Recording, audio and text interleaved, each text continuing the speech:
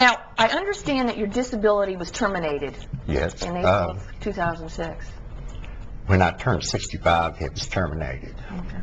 So you were, since April, you've been living exclusively on Social Security, is that right? Yes. Okay. Now let's talk about this scam a little bit. I understand that last summer you got an interesting email. Tell us about that.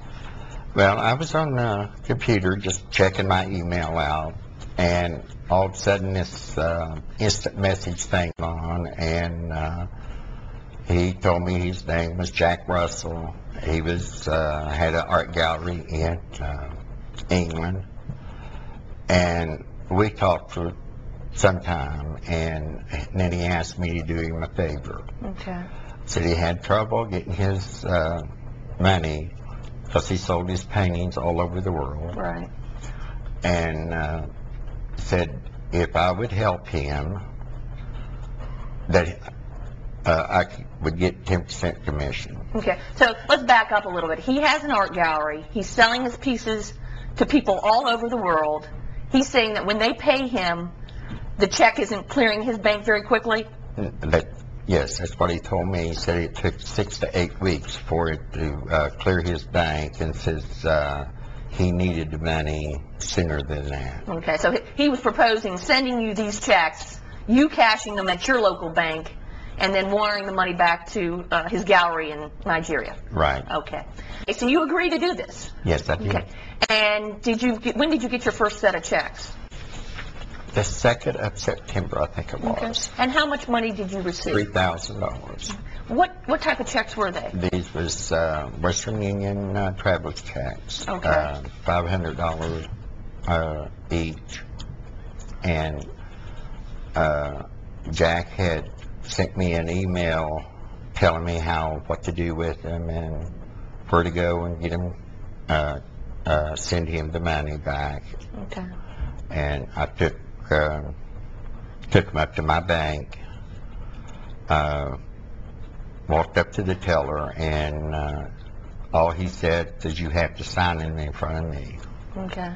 And while I was signing them, that he was counting money out. Okay, so you got the money? Yes. No problem at all? No problem at all. Now, where were you supposed to wire this money to? He'd give me a name and an address in Nigeria. In Nigeria? Yes. Okay. And why Nigeria?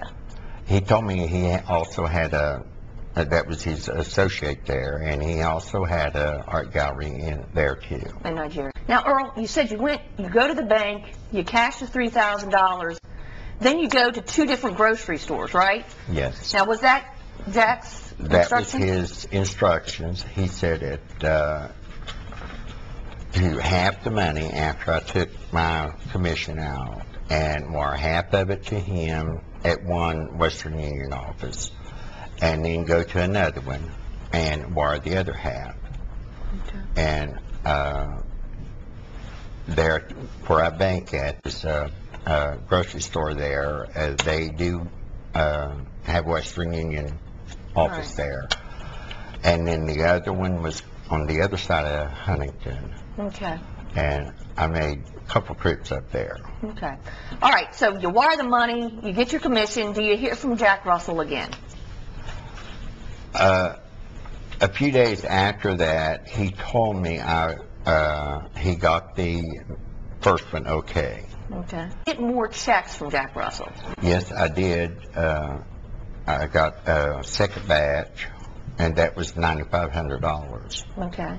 And what were you supposed to do with I that? was supposed to take 400 or 4,000 of it to the bank that day and get them cashed, and do the same thing I did before, split it in half and send it back to him. Okay. So you go to the bank.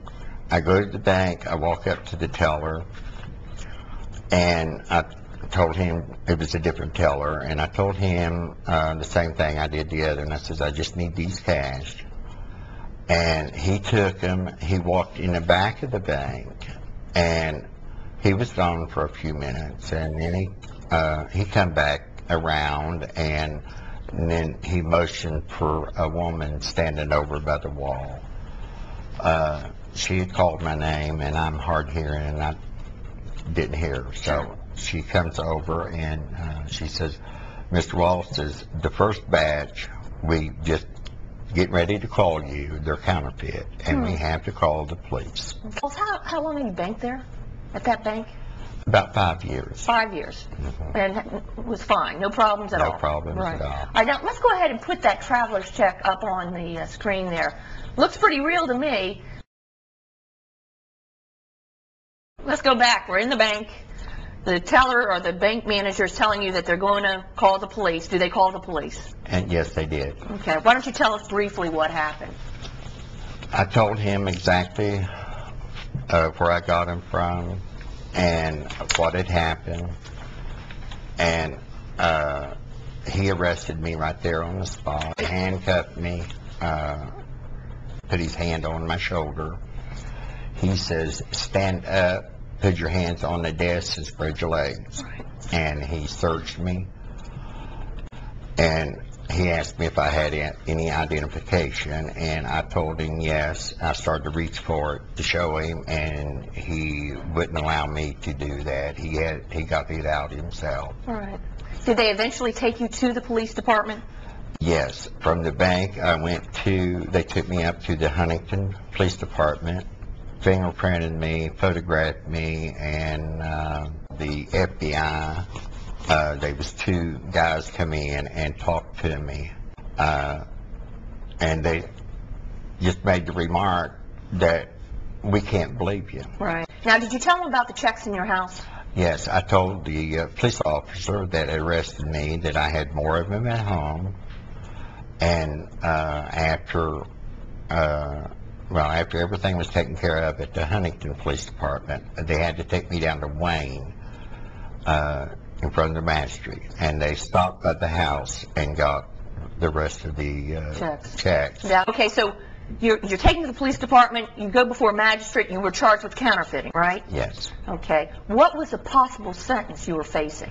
The magistrate told me I would be facing 16 years in prison. 16 years? 2 to 16 years. Okay, did they set a bail? $1,500 or $15,000. Okay, how'd you pay that? My brother paid it for me. Okay. Earl, here you are. You're charged with counterfeiting. Did the bank do something also that kind of hurt you a little bit? They froze my account. Okay, so you couldn't get your money out of your account? I couldn't get anything out of it.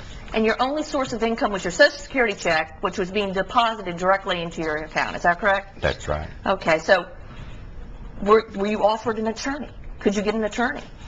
A public defender? I filled out paperwork for a public defender, and they denied it, said I could reappeal.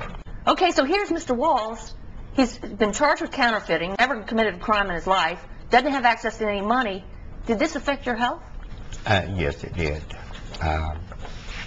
Instead of a nervous wreck, I ended up in the hospital with chest pains and couldn't breathe. Right. I'm on medication now, try to calm me down, and I'm just a nervous wreck all the time. So it actually made you go to the hospital? Yes. It affected...